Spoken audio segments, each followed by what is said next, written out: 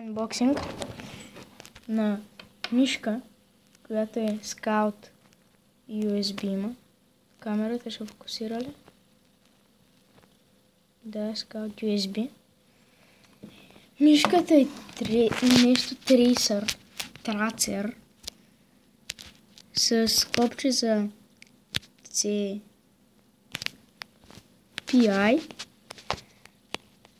и сега съм с някоя друга мишка, която хича няма. Да, ето 30 марката. Ето тук, ще фокусира камерата. Има отстрани някакви... Те копчета служат за когато сте в някоя страница и искате да се върнете, натискате копчето и се връщате, а за друга страница натискате другото копче и се връщате. Когато вкарам кабела в жака за компютъра и скрола ми свети и те светят тук.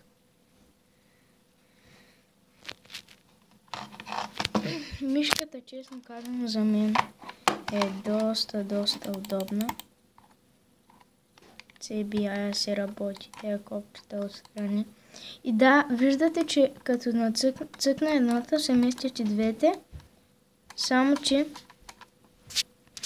като цъкна и двете, нищо не става. Само като цъкна това, местят се и двете, но ме връща директно в страницата. В миналата страница. А това копче казах, че е за когато сме в някоя друга страница и искаме да отидем там. И цъкаме това копче. И се връщаме в страницата, в която искаме да сме. Има нещо като поставка за ръката така. Но аз не я използвам така. Аз си слагам ръката тъй и те неща. По-късно, не знам, по-късно, да, може да направя и нещо като анбоксинг на тази клавиатура. Също е матка. Както и старата ми мишка, тя е матка.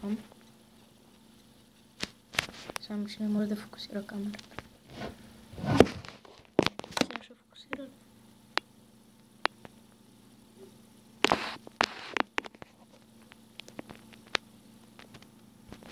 Не знам защо не става. Ето. Мотка.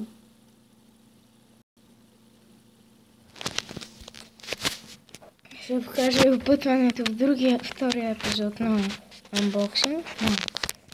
Мишката.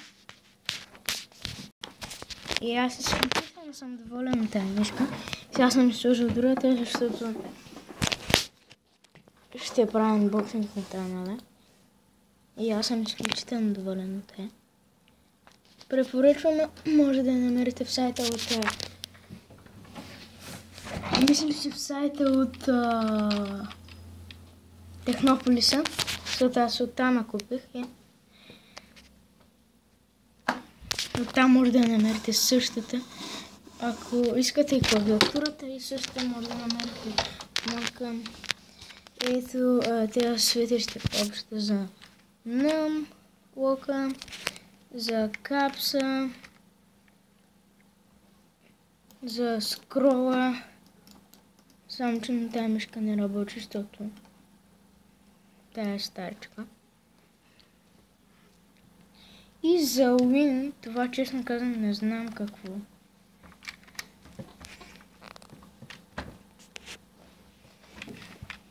Капса само знам, капс, NUM, скрол и Win.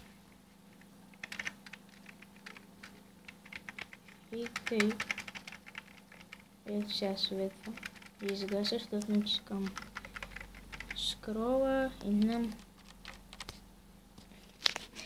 Това мисля да е анбоксинг за мишката и съвсем малко за клавиатурата. За клавиатурата ще направя втори епизод.